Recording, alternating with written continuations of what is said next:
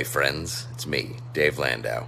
After a long night on stage, I like to kick back with a captain's hat and a fine cigar and watch the Dennis and Andy show. These guys are huge nerds, but they're the kind that you actually want to hang out with. Enjoy them. I do.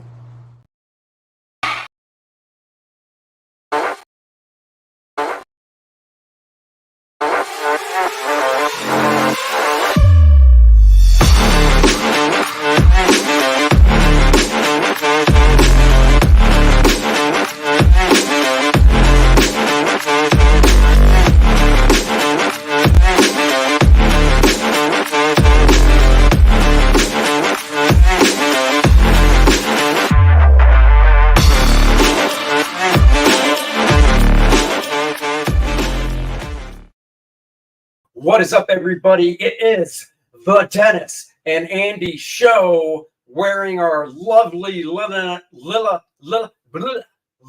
shirts with art by Fantastic Bud Root. And we didn't even plan this. I thought for sure he was going to be wearing the heavy metal core dress shirt, but no. Alas, we're twinsies.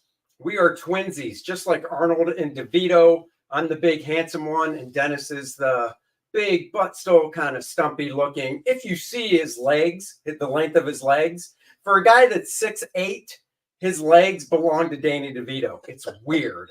Like his feet right now are doing this. Like his feet aren't even touching the ground. I feel like Ryan Reynolds in Deadpool.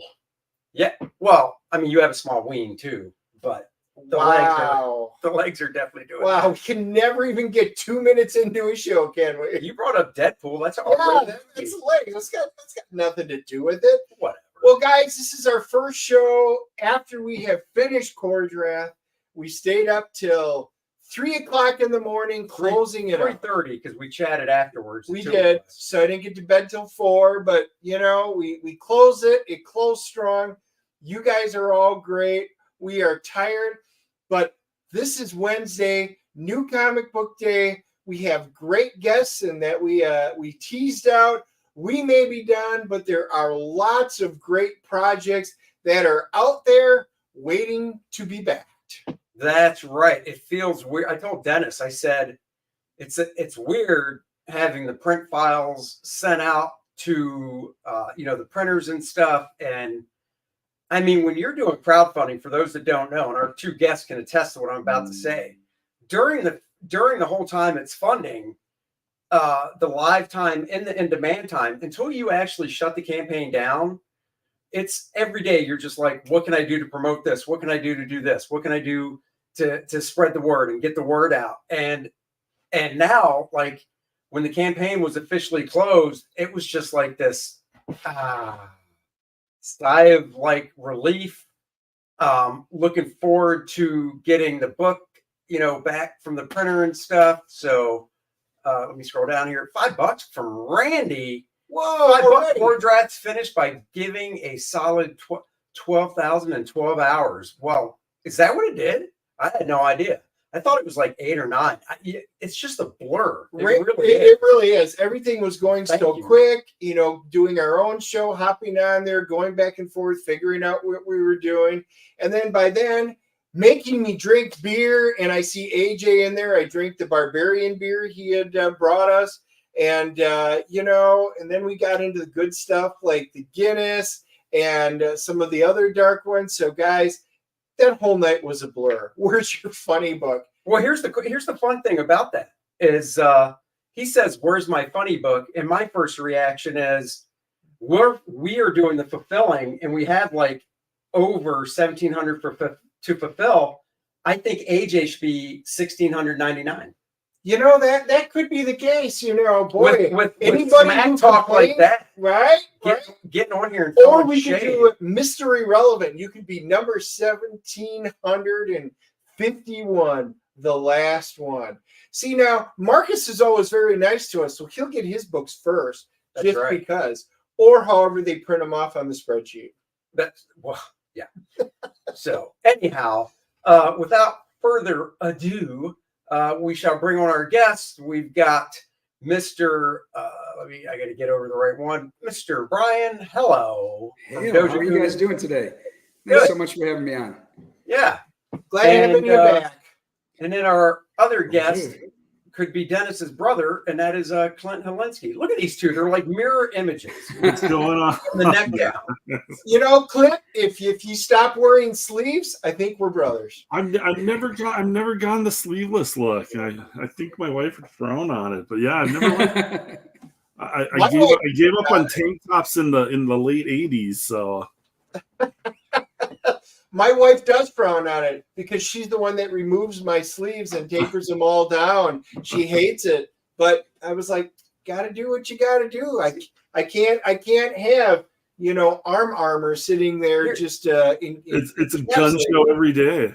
It's funny because Dennis wears shorts year round, but honestly, he does wear the pants in the family. Because I can tell you right now, if I gave my wife a stack of T-shirts and said, "Cut those sleeves off," and not only that, get your sewing machine out and make them nice and hemmed up so they look pretty, my wife would laugh in my face. Yes.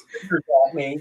It probably wouldn't even care if they stabbed me and be like, "There's the needle and thread. Do it yourself." His wife is like, "Yes, sir." It's weird. I thought the Handmaid's Tale outfit she wore was for Halloween, but now I realize whenever I go over there, she has it on.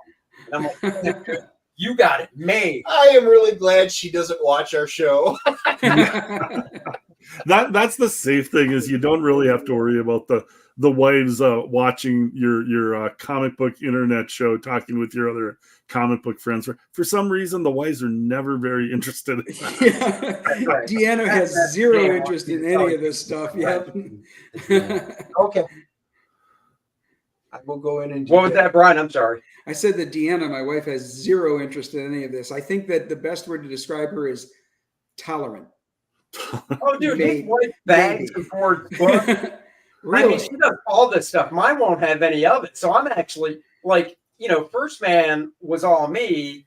And when it came to fulfillment, I was lucky, Dennis helped out for like a couple days. But I just didn't feel right being like, "Come on over every day." It's not his thing. But this is ours. So when fulfillment time comes, I'm going to be like a boss and be like, "There's the punch clock, time in and time out, bitch. We got books to ship. Get over here at 7:30. You'll leave when I say you'll leave. And here's your quarter for the day." Fulfillment. Chump. Yeah, I used to collect football cards too, and we used to sit there and get boxes of them, and she would sit down and sort them. We'd open up all the packs, all the brand new boxes. We'd sit down and sort them. She'll bag and board, but we'll watch TV or something. She'll help me. She's always done that kind of stuff. And before we got married, I made her read. Dude, X-Men. that's because they're football cards, and every one she looked at, it was a man in the top physical shape you could be. I know, and she looked at me and looked at the card, right. Like, "Wow, they're the same." No, she looked at the card going, one day, every third or fourth card. Do you think you could get in shape like that? Now she does have a thing for Howie Long, so that was one of the things. The Howie Long, so that's why she will put. Yeah, it has nothing to do with the name. That's because she falls for his last name, Long. See, God bless our supportive spouses. Yep, I cannot complain. My wife, she makes me sleeveless. She does comics. She goes to all the comic book movies. She used to do conventions with me back when I used to sling books. Wow. And would help me carry the books in and out, all the long boxes. Oh honestly, right? Look at nobody, they're all shaking their head. Yeah, no way. My wife went to one comic book convention with me, and I think she lasted about 2 hours, and then she was out of there, and that was it. It was like, "Oh, okay." Bye. My wife went to a comic convention with me, and I joked with her after she left because she left so quick. I said, "Wow, you left this convention quicker than it takes me to finish in bed. Look at that. You could have at least stayed more than 2 minutes." Just saying. See, Joe gives her a blank stare. That's right. Oh, I can't complain. Dennis the Slanger. That's right. So Dennis is, for a guy that does not want to see the Marvels movie, but he will because we do our movie reviews every week, so he has to go. And my daughter really wants to see it, so I have no choice. But I actually want to see it. Like, Dennis is condemning it to the pits of hell from the trailers. I have zero interest in this movie. I don't mind. I don't hate the trailers because they're just snippets. I need to see the whole movie. But for a guy that doesn't want to see it, he certainly follows the news on it, and that's what we're going to talk about first. Literally, you can't escape it, guys. So we just went and saw The Creator a couple weeks ago.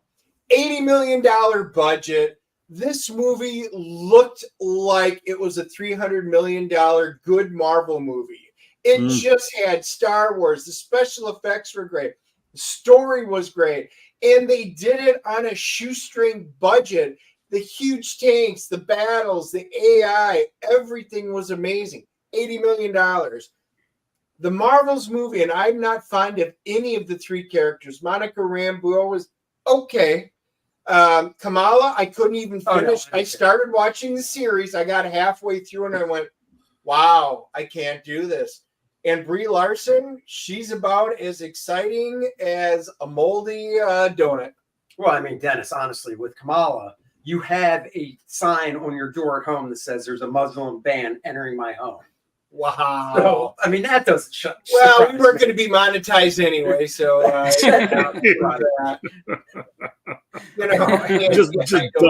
just make sure of it, right? Yeah, but no, I mean, I don't like. I have no interest in Kamala Khan. But see, here's the interest. You brought up character. When it comes to actresses, I will say, the actress that plays Monica Rambeau, I think I've seen her in multiple things. Yeah. I think she's great. She's a good actress. Yeah. And I think she's hot. Yeah. Brie Larson. Brie is like, one day you look at her, you go, yeah, okay, you're attractive. And the next day you're just like, no. It's like that Seinfeld episode. If you remember, if you guys watch Seinfeld, the girl that was either in the light and she's like, or out of the light, and you're like, oh, the Two-Face. Yeah. And Kamala, the actress that plays her, she's a cute kid. She's a cute kid. But she doesn't annoy me. Like Brie Larson's annoying. Yeah. The problem I went into Miss Marvel or the Kamala Khan, the Disney Plus show, and like right away, like I just looked at it as like, I'm not the target demographic for this. This is like aimed, I think, at like teenage girls. They want to get teenage girls to like, they want to sell them the toys. It's like I looked at it like that, and yeah, it was awful. Like I didn't finish it. I like kind of saying what you guys just said, like Photon, or the actress that playing Photon, or I'm not sure they're calling her that yet. She was the Scarlet Witch Disney Plus series. She was awesome in that. That was a great series. That's probably the best Disney Plus series of all of them that I've seen so far. And she was fantastic in it. So seeing more of her in the movie, that's probably the one thing I would be interested in. But from the trailers, it looks like she's playing third fiddle to the other two, which probably. Yeah.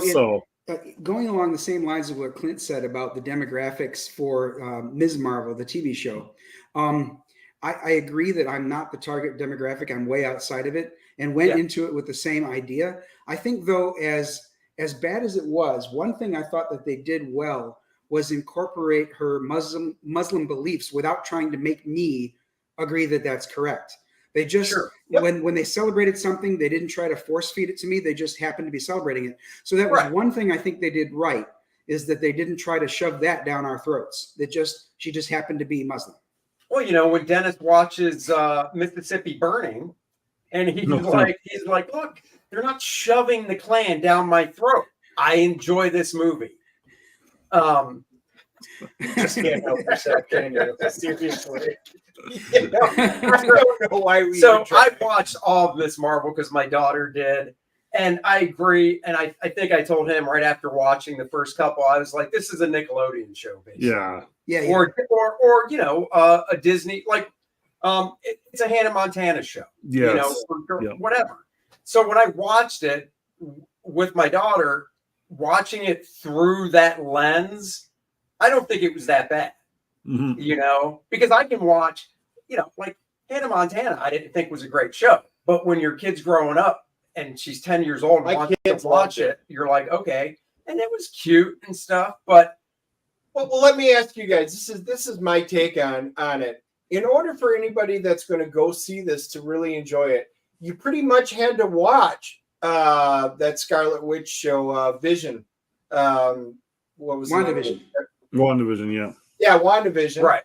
And you had to have watched pretty much Kamala Khan's series. You know, you needed to watch that, and you also needed to probably watch the original Captain Marvel with Brie Larson. That For was this sandwiched movie? between the two Oh, yeah. of them. So, yeah. how many people out there, other than true, real diehards, are going to cover the basis of seeing all three to walk into this and going, "Hey, I Yeah, know but what's that's going to what- go on." That's what Marvel's done with everything. So, you're But dealing with I don't a think lower-rated everybody. show. I don't think everybody watches all the Marvel stuff the way they used to. No, It's different now than it was 10 years ago. 10 years ago, everybody was lining up to see the new Marvel thing because it's all in continuation. It's not even 10 years ago. It's 20, what was it, 19 when Endgame came out? Yeah, pre-Endgame. Everything, I guarantee if you saw a graph, everything after Endgame started doing this. Big And then time, some of no the shows probably made it really, angle down harder. I think, like everything, Iron Man was here. And as the movies came out, I think if you look at a graph from 30,000 foot view, it's mostly up towards Endgame. If you zoom in, there were some sequels that were stinkers. So there's the downs, but then it goes up. Now I guarantee everything's going down. Well, Oh, the Miss Marvel show was the lowest rated Disney Plus Marvel show of all time. So nobody saw that. She-Hulk was. No, She-Hulk beat it. Oh, damn. Barely. Yes, barely. Yeah. But No, I mean, Marvel's in a free fall. And I mean, this not off topic, it's still Marvel, but the fact that they just fired and canned all the writers and directors of the Daredevil relaunch, and it sounds like 6 or 7 episodes were already shot and they're canning it, starting over from scratch, shows you what kind of situation they're in. Like they've lost their way. Kevin Feige might still be in charge, but there must be showrunners, writers, stuff that they've lost that they have not been able to replace with quality people. Marvel looks rudderless at this point right now. And it shows in all. I mean, Thor: Love and Thunder was just such a god awful piece of garbage that I've got zero faith in any of the new Marvel stuff coming out, let alone Captain Marvel, Miss Marvel, the Marvels, whatever you want to call it. The first Captain Marvel wasn't really that good of a movie. It was just wedged in between two of the most popular movies of all time. And it sucked the, it drafted off of them, if you will. Yeah. So the new Marvels movie, I'll go to see it just to see how bad of a train wreck it is. That's kind of my thinking on it. Sure. Using the mega bands. Go ahead. Travis Parrott for $5. After watching the Marvels, Andy has turned into a male feminist that drinks soy lattes. That is not true. He does not at all. He does not drink soy lattes. No, I just drink the soy milk by itself. That's right. Right. I'm going to go man boobs. No, I was pinky up when you're sipping. Exactly. I think going back to something about everybody seems third chair in the Marvels, except for it's a Brie Larson movie. Mm-hmm. The other two are just in it. Now, will they have equal time? We'll have to watch it and find out. But even if they have equal time, it's still a Brie Larson movie. The thing that bothers me about it is, and this bothered me about Captain Marvel as well, is, oh, look, it's a female bad guy. Which doesn't, I don't even know who the chick is that's the bad guy in the movie. I think it's an accuser. It is that they've at least alluded that it is a female accuser, but they should have just went with Ronan, or no? Well, he was taken out. Yeah, he was taken out by Guardians. But they could have brought in. I said this about Captain Marvel, you know, when they took the real Marvel and turned it into a woman, Annette Bening, who I like, was just such a fail, because if you really want to show how powerful Brie Larson is, you know, Captain Marvel is, have her beat a guy's ass. Yeah. You know? And nobody would have said something like, oh, look at that, the woman beat up the man. No, it would have been like, no, it was a dude in the comics. You know, right? Just like this. They could have picked Tiger Shark. Huh? The Tiger Shark was one of Ms. Marvel's first villains in the Marvel series, so the Tiger Shark would have worked well. Yes. And in this new Marvel's movie, have another accuser that's a dude. And that's the thing. It's besides Samuel L. Jackson, it's like, who cares? You know, I bring with the that trailer. Galactus, you know, somebody coming in to foreshadow it, make it mean something. This is another one. This feels like Green Lantern movie. Just throw away villains that we just get rid of. That's you know, right. using the negabands to switch places over and over again, I can see that would be funny for a short time, but it looks like they're going to milk the hell out of that, and it's going to get boring really fast. Yes. Yeah. I think that shtick is not going to last, and it'll show when people see the movie. Yeah. So the reason we're bringing it up was the pre-sales projections, they were 80, they're about 72% down now on current figures. That means they're averaging that it's going to come in around $50 million opening weekend. What do you say? He said give Brie Larson a boob window, right, Clint? I believe it will help the movie sell better. That's my strong belief there.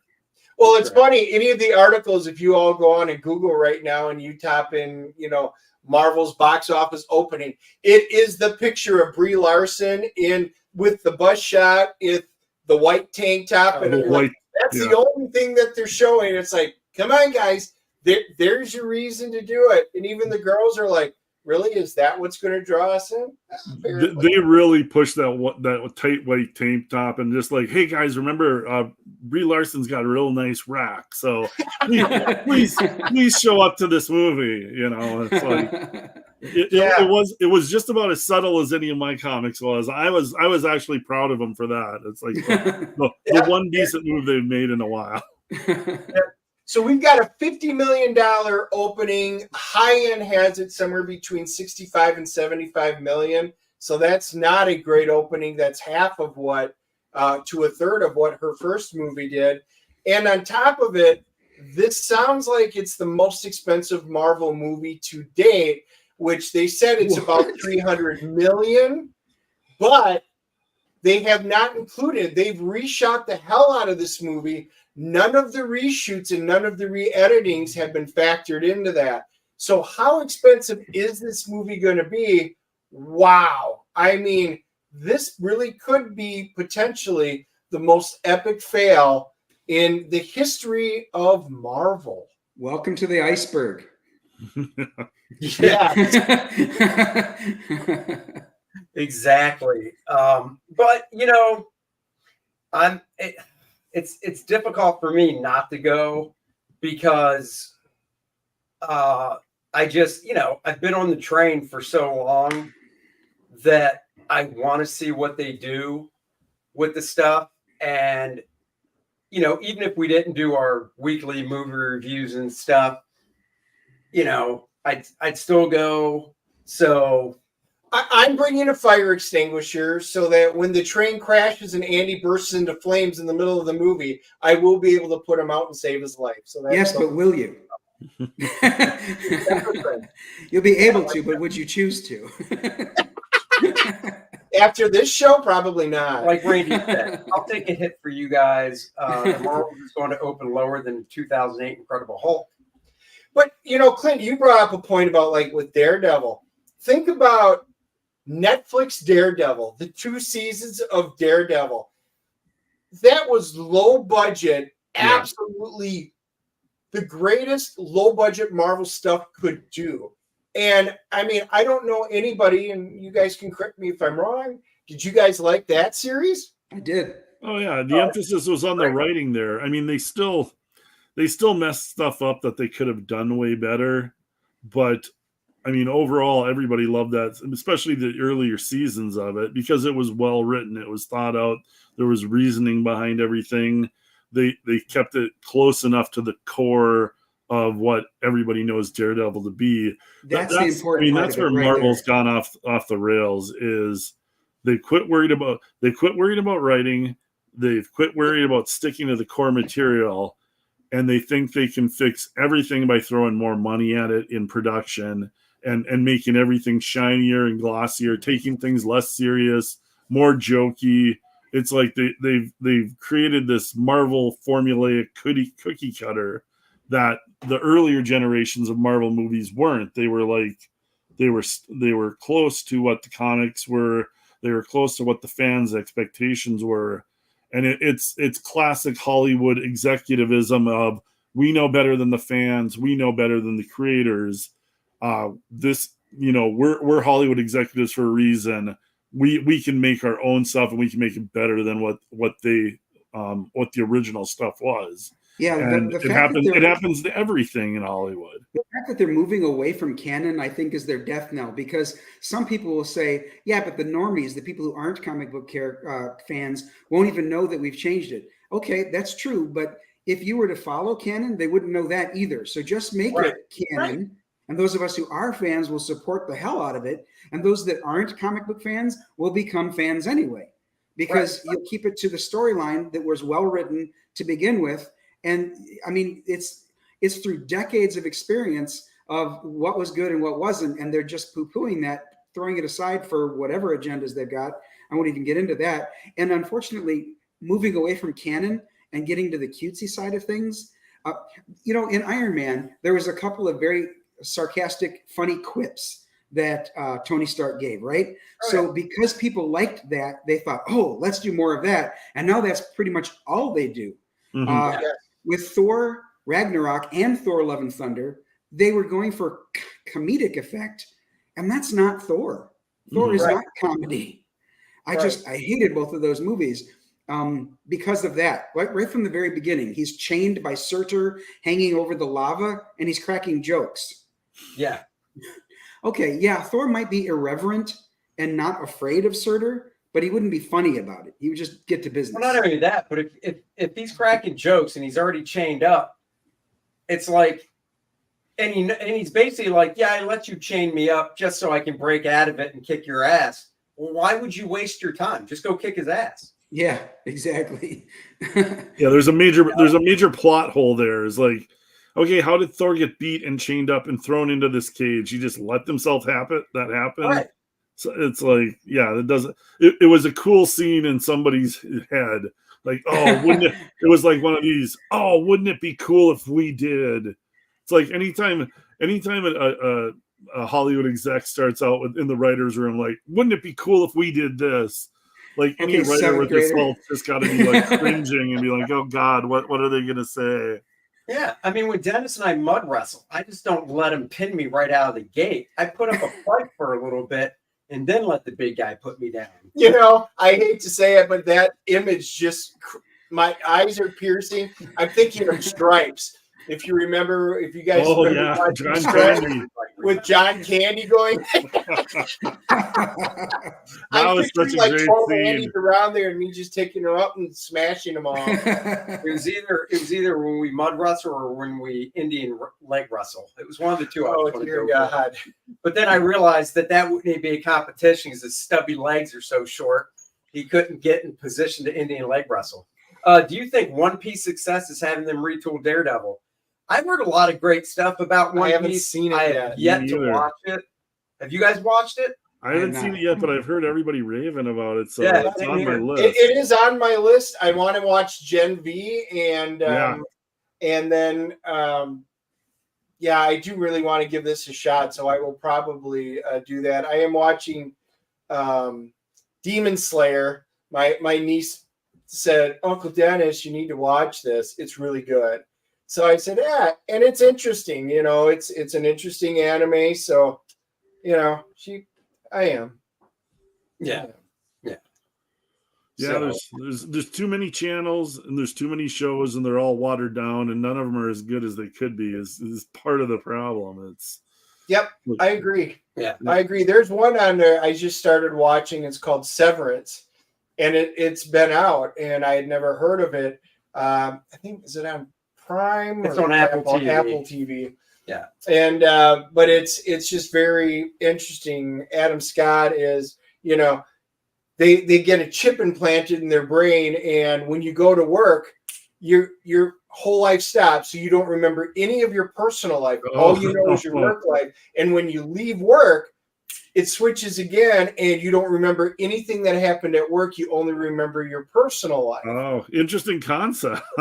Now, Right, exactly. exactly. Compartmentalization to the nth. Right.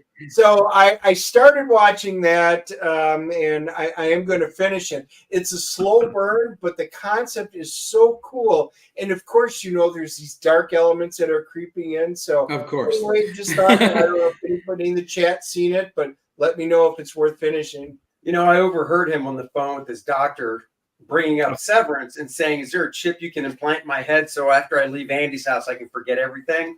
And now I know why now I get the reference. Bastard. Not cool, Dennis. There's a tone in Andy's sentence when he starts out where I can just tell it's going to be something bad about that. Right. Bad about me? What are you talking about? Everybody can feel it. They can feel my whiplashes on the back every day. All right, let's move on. Do you want to pop up the? All right, yeah. Let me do this real quick here. One more thing, and then we'll get to the campaigns you guys have going. Let me just do this. Let's see. This is it. Check. Can you see audio share tab? Yep. Oh, it is. Look at that. Boom. Boom. So South Park has a special coming out that I'm so looking forward to, and of course, it's raising eyebrows. This is the trailer for it. Let's watch this real quick. It was really essential to what I wanted to make, and I didn't find a platform that did. It's a brand new exclusive event with all your favorite You guys hear it? characters. Yep. There's Cartman, I had explosive diarrhea all night. Stan, Dude, school is going to be so awesome today. Butters, Oh, hamburgers. and oh my God, they killed Kenny. I like big boobs. How does this even make any sense? It makes perfect sense. I think the problem is you.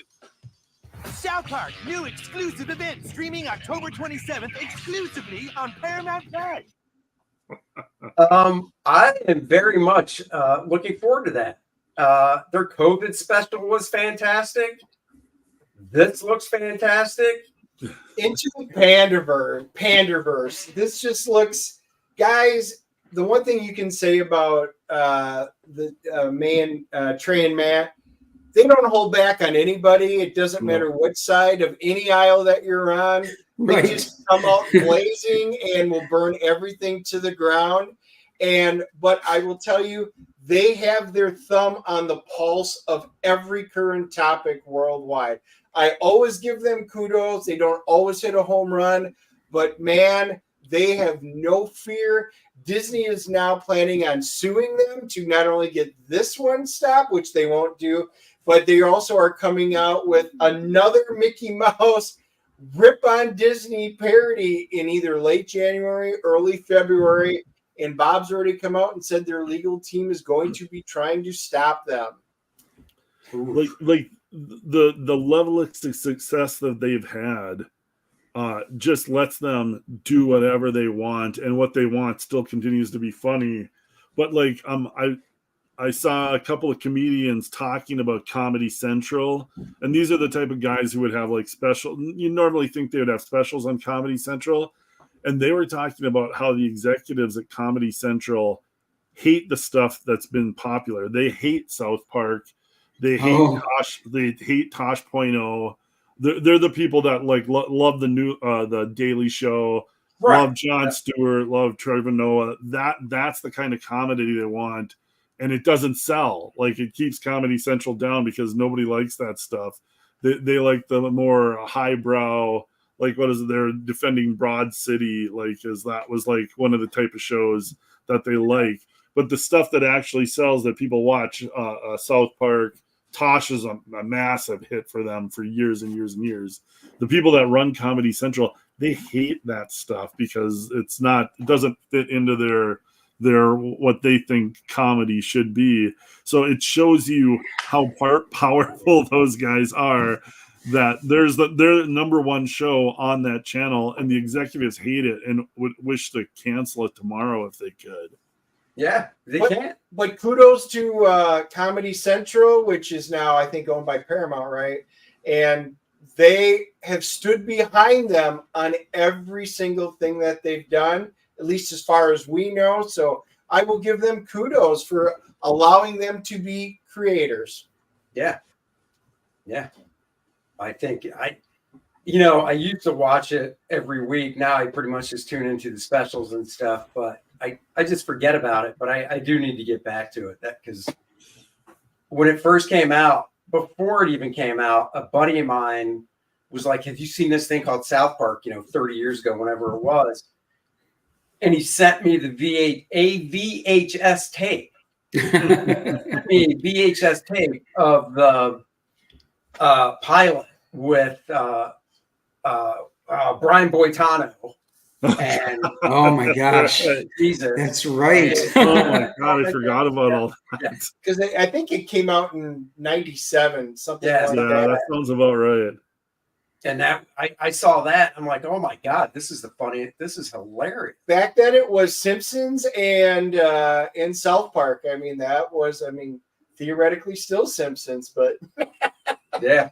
Well, and it's like, think about how long these animated shows have been around for. Think about The Simpsons. Like, The Simpsons were around when I was in high school, and it's like, I'm not sure who watches The Simpsons anymore, but it's still on TV. I know. They used to be edgy, but they are kind of slapped on the wrist. They just don't do the edge, not like South Park. And then when none of the kids have graduated ever from any of the grades in school, so they've got a terrible school system. Yeah, it's got to be so hard to write new material for a show that's been on for that long, though. It's like you've done every storyline for every character multiple times in different ways, and it's like, right?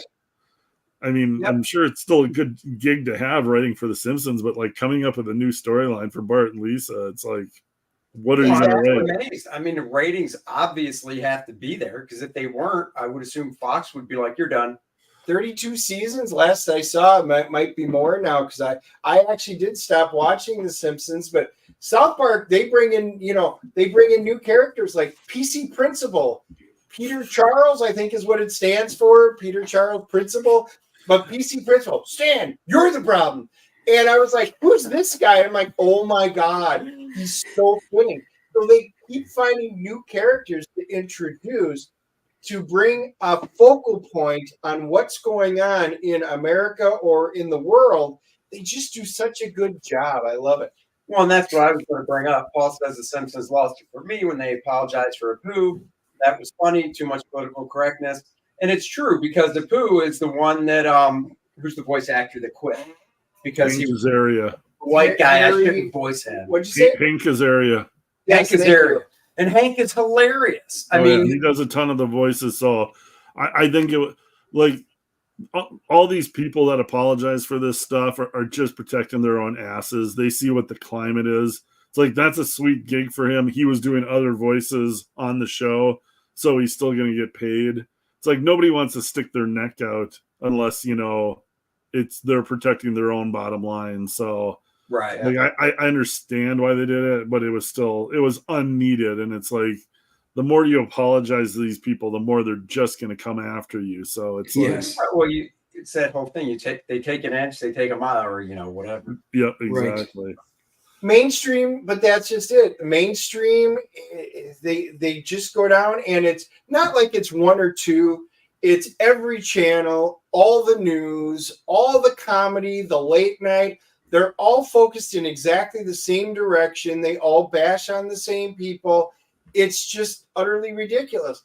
But that's why there are independent creators, not only like South Park, but now in the comic books, we got independence. We finished our current one. You each have one out there. So I think it's a great time to segue. Did you see how I did that? Right. Independent creators. In theme with the show and what we're talking about, I was going to say, I think it's a good time to transition to the next stage of this show. But this time, Andy, you don't have to pay $30,000 for that removal. Why did I remove? I had it tucked in there. What you're going full turtle on that one? Friend out, it keeps bottoming out. All right. Well, who are we going to pull up first? We're going to go with Mr. Brian first. All right. Dojo-kun. So for those of you who don't know, the Dojo-kun are the 5 rules of the karate dojo. That's where that came from.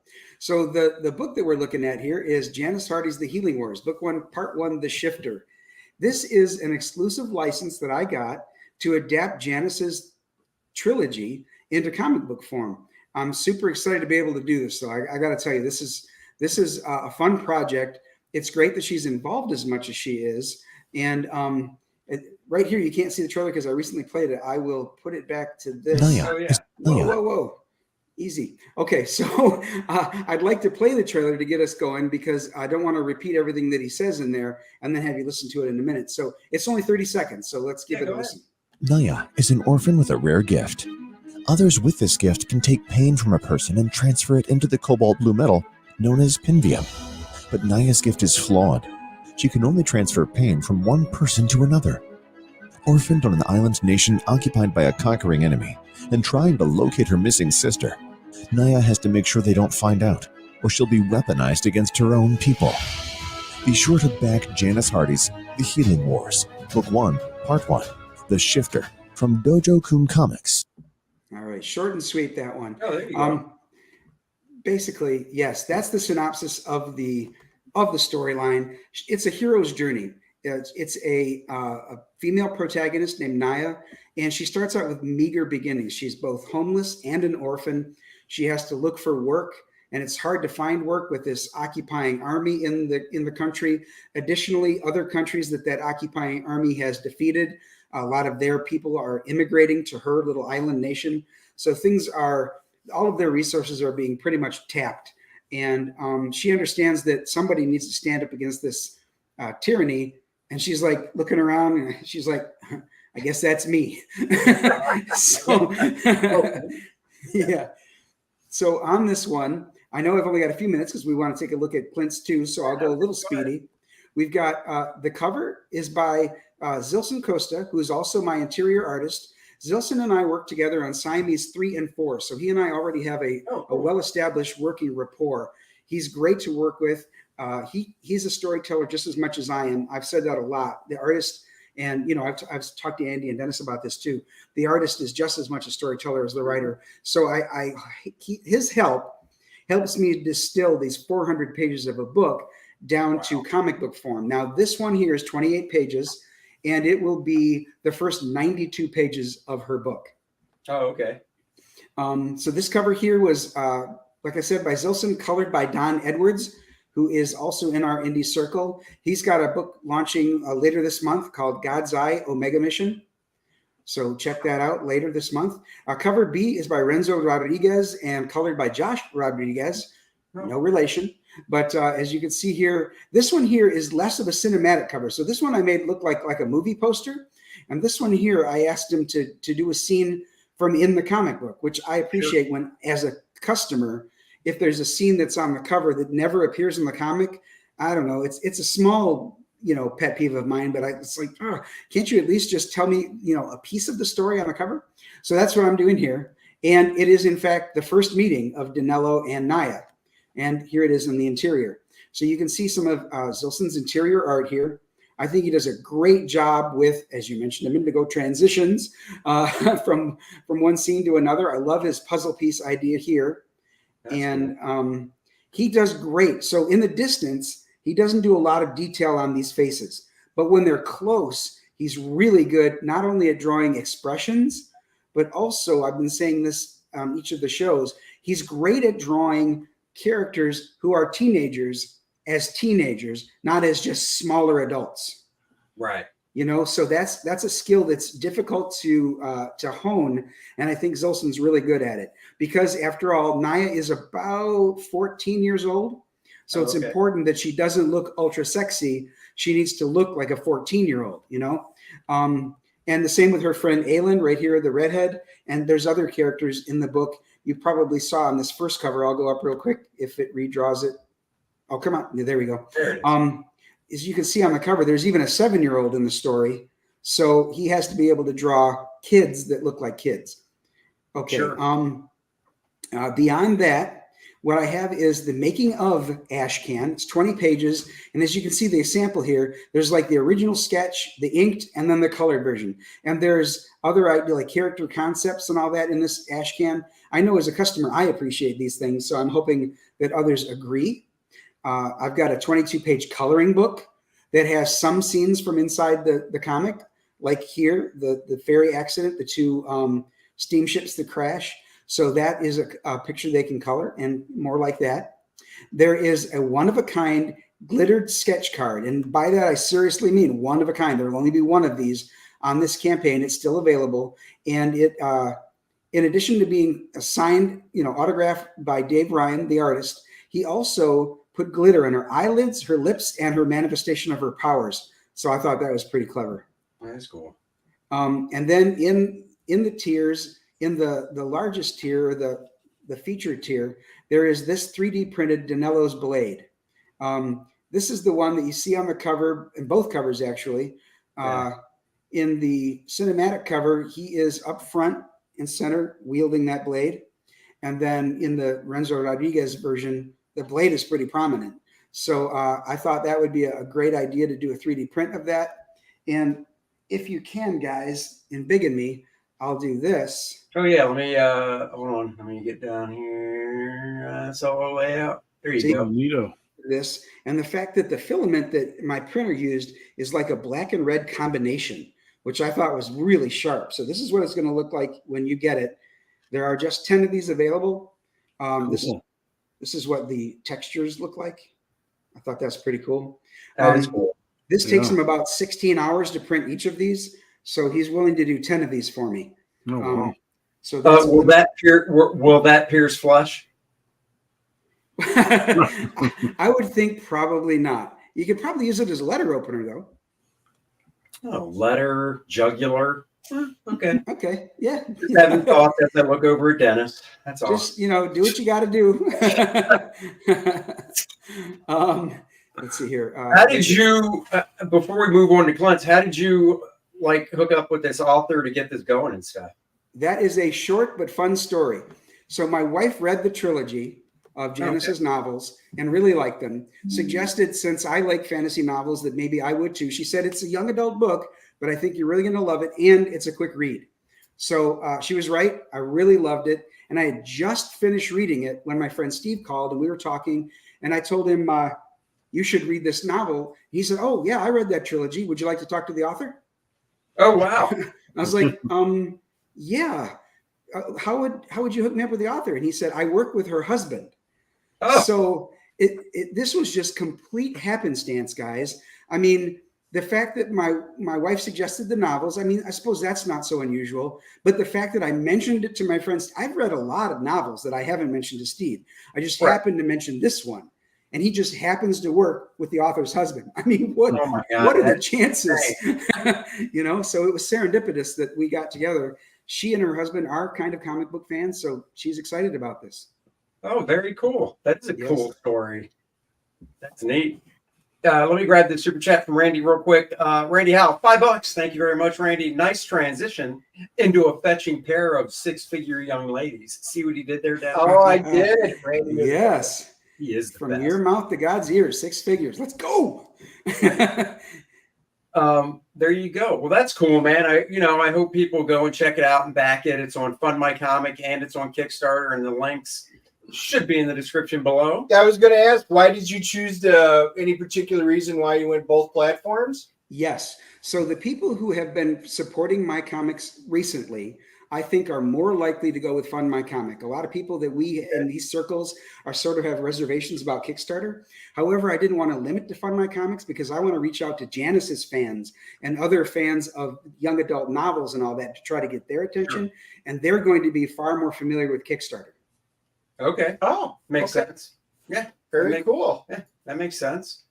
Cool, guys. Go check it out. What were you going to say? And for those of you who aren't watching it live, you'll be able to look down in the description below. I've got the links down below for both of these gentlemen's campaigns, so you can always go on there, check it out, or you can just Google it. But I can just copy and paste. We make it easy for you. That's right.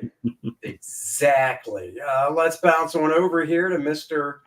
Hilinski, Maidens of Mayhem. Now, I back your stuff. I'm trying to remember though. Is this the second one or no? This is the this is actually it's going to be 3 stories. So there's the Blue Bombshell story, a Pirate Queen story, and then the Sword Maiden's origin story. Yep. So I've already done one Blue Bombshell book. I've done 2 Pirate Queen books. So this is kind of like an anthology book with all 3 of the characters with new stories in there. And then I've got an art book and a digital backup story and all sorts of different stuff. But here, let me pull up the screen so I can scroll through here. So I think we got a backer right away when the show started today, which is awesome. We're at cool. Over 13.5 right there with 138 backers, which is terrific. Nice. But yeah, Maidens of Mayhem it's going to be 60 pages, 3 stories with Blue Bombshell, Pirate Queen, and the Sword Maiden. So it's obviously Blue Bombshell is a superhero story, Pirate Queen is a sci-fi story, and Sword Maidens is a fantasy swords and sorcery story, much along the lines of Cordrath. My pitch for the Sword Maidens is like if Red Sonja had a twin sister and then they both lost their tops a lot during their adventures. It's 60 pages. So is each story, are you doing them evenly, like 20 pages? No, it's I think what it breaks down to is the Sword Maidens is 22 pages, and then the Pirate Queen story is 20 pages, and the Blue Bombshell is like 14 or 16 pages. Cool. So they're not completely equal size, but like almost the size of a full comic book, and the other 2 are the size. Sometimes they do say that the left is a little bit larger than the right. I'm just saying. Yeah, I mean, yeah, especially when they're natural, you'll kind of get that uneven proportion. So right. Yeah. So. Again, warnings to everyone. This is an adult comic, so there is adult content, and there will be nudity. I know I keep my comics pretty discreet, and a lot of people don't pick up on the sexual undertones. It's really hard to tell, Clint. Dennis reads it once, and then he comes over and goes, "Could you explain everything?" And I'm like, "Let's do another read through, Dennis." Absolutely. So, and then there's also an art book in the bigger tiers. You can pick up the art book. That's going to have a lot of. I've been posting a lot of retro covers, which seem to be super popular. I'm going through a kind of a John Buscema phase right now, where I've just been looking at a lot of his stuff. This isn't the cover. I'll zoom down to my new favorite creation of mine, which seemed popular. I'll scroll through. I got a bunch of art on the page, so I mean, you can almost read like a whole comic just coming to my page and looking at everything. But there will be a new story for my new favorite character. And you mentioned Tiger Shark. Exactly. You mentioned Tiger Shark earlier. This is an homage to John Buscema's Miss Marvel cover. Dude, I love the one. Yep, with my new character. He got bitten by a radioactive chicken and has become Thundercock. So, dude, I would have so backed that if that was a real cover. I would have backed that in a heartbeat. I should have made it a variant cover of the main book, but like it came up after the launch. It's like I come up with ideas as I'm running the campaign and throw them on here. So yeah, it was an unfortunate missed opportunity, but I think this is actually going to be the cover of the art book here, just because everybody loves it. So I'm going to make it the main cover for the art book. But yeah, that's the I would like to show this because that's this is my sense of humor. This is the kind of stuff I liken, like especially the Blue Bombshell stories to the old American Pie movies. Like they don't make those kind of movies anymore. That kind of sense of humor and have tits in them and stuff. But it's like 14-year-old high school locker room behavior. Most guys don't grow up exactly. or Make sure the nerds, Porkies. Yep, exactly. So that's kind of what a lot of these Blue Bombshell and Pirate Queen stories, the humor is kind of right at that level. So Clint, there's a question for you in the chat. Sure. Is the art book available separately as an add-on, or do you have I don't usually do add-ons just because, with shipping, it becomes kind of a nightmare. So I keep them just in reward tiers. I might switch that up because what I'm debating doing for the second 30 days is I might do a reprint of Blue Bombshell #1, but break it up into 2 separate 24-page comics because that's the way the story broke down. And I might do retro covers for those since those have been so popular. So I get a lot of I missed Blue Bombshell the first time around. Can I pick it up? So I want to give people the opportunity to pick it up. So I'm debating about doing that. But the art book is only in the higher tier there. So that's the it includes everything. You'll get the art book. You'll get a digital adult origin story for the other character there, Super Tits. When I can make Andy laugh with Andy's sense of humor, if I can make Andy laugh, I know I'm doing something right. Bitten by? What's that? I said, what was Super Tits bitten by? Yeah. Probably you. She's like the Joker, except she fell into a vat of silicone. No, she actually does have her own origin story. So she's a Lonely Fans model.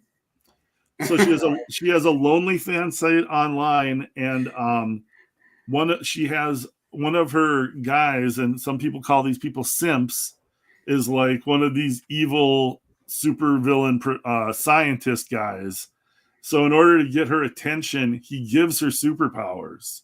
Oh, nice. So instead of becoming a super villain or a superhero, all she wants to do is use her superpowers to gain more followers for her Lonely Fan site. So what she starts doing is whenever the Blue Bombshell saves the day, she shows up and tries to grab attention for herself to gain more followers. It's kind of analogy to all of these the cosplay girls. Sure. All these cosplay girls show up at the conventions, post their pictures of them in their superhero outfits online. None of them has cracked a comic book in their life, but they're huge comic book fans. So all these girls are dressing up as superheroes to gain more followers for their OnlyFans site. So it kind of inspired. That was my inspiration. I was Stan Lee over here thinking about OnlyFans, and of course I did do research on OnlyFans models. So I hope my wife doesn't check my credit card statements, but. But yeah, that's a little bit of the origin story. That'll be kind of playing into the story with Super Tits and her adult digital backup story. So, and original art sketches of the girls and all kinds of fun stuff in those bigger tiers. So hopefully everybody can check those out. But yeah, just I try and put a lot of funny stuff, a lot of action adventure, and try to really kick ass on the art. I'm influenced by a lot of different people, and I've never been able to stick to just one style. So some stories are a little bit more Wildstorm. Some stories are a little bit different styles. Sure. So I don't draw in the same style in all the different stories. Here's the Sword Maidens. Yeah. At some point, I wanted to do a Kordrath Sword Maidens pinup and kind of do it in the old Buscema style.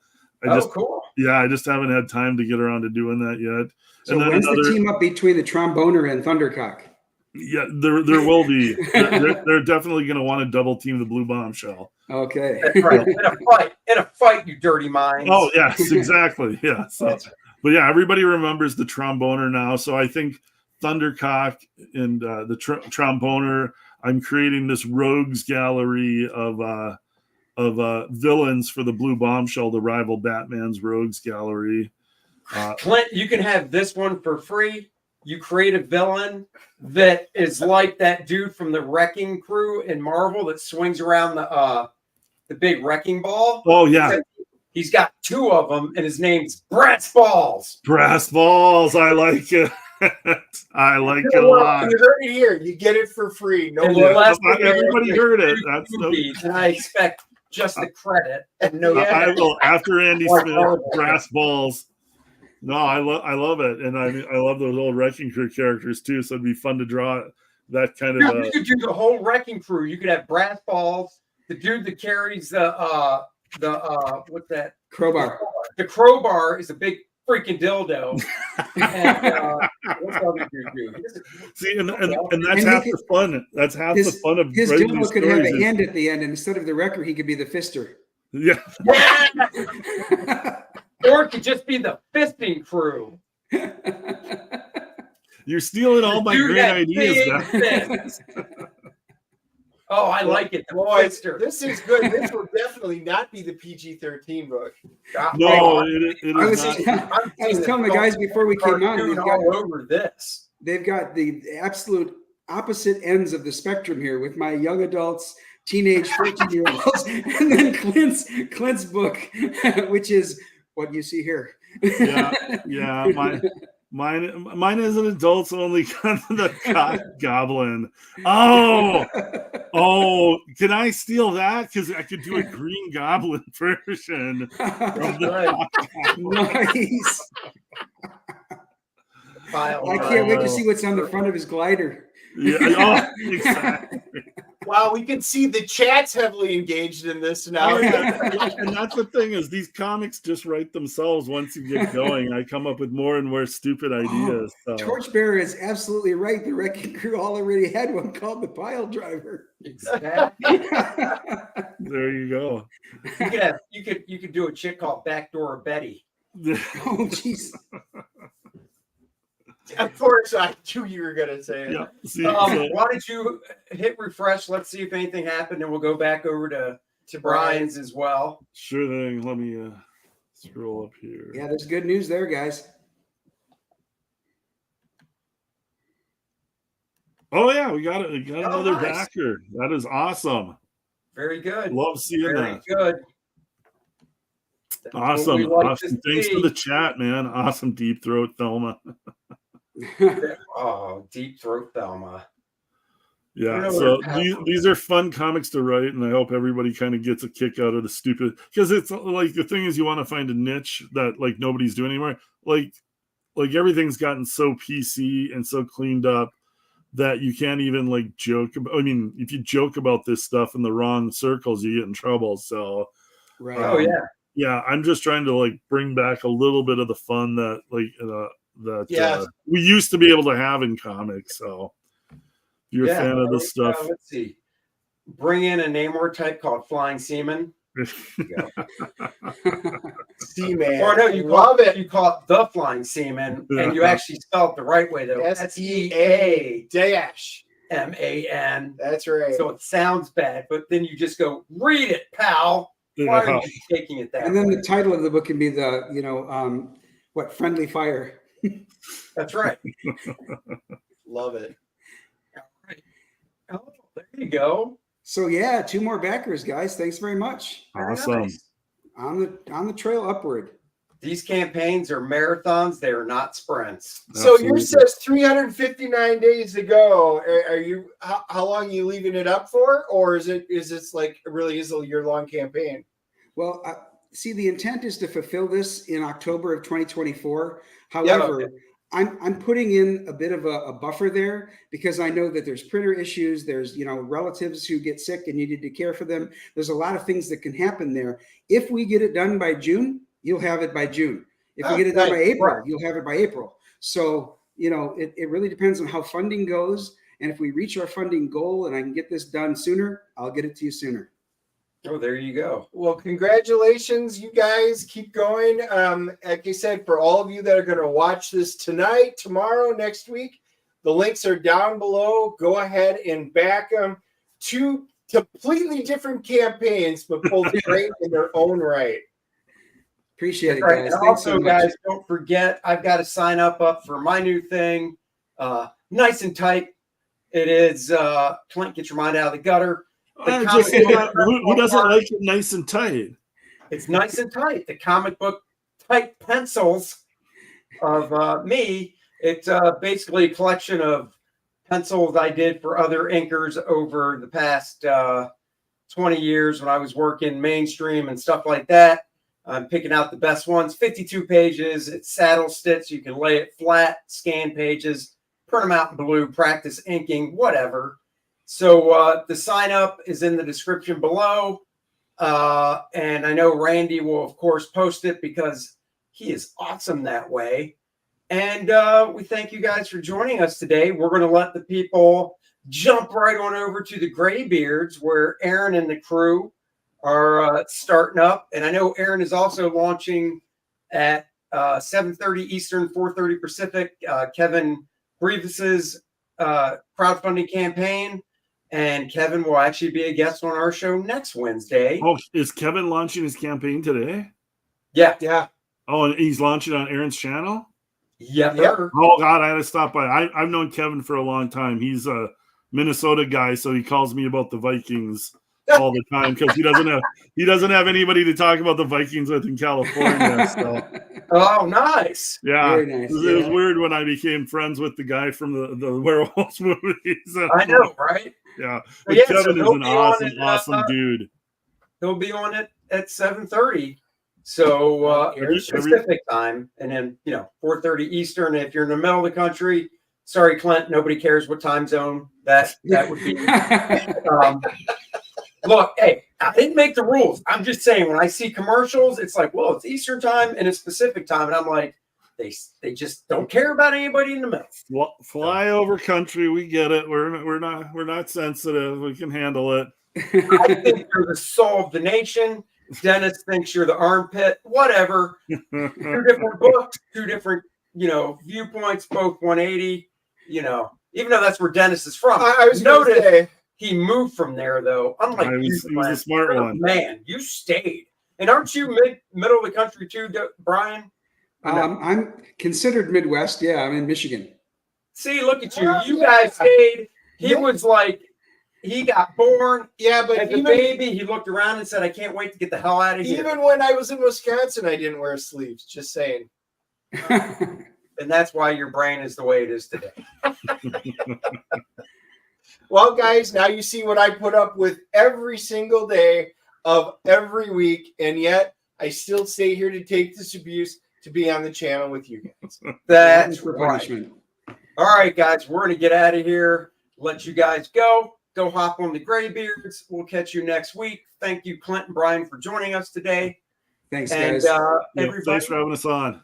You got it. Oh, yeah. And movie review coming Friday. Royal Hotel is, I believe, the name of the movie we're seeing. Yes, if they ever get times up where we can buy tickets because they're behind the ball. But anyway, you guys know we will always get a movie review out to you. That's right. Bye-bye, everybody. Live long and prosper. Hail. See you guys.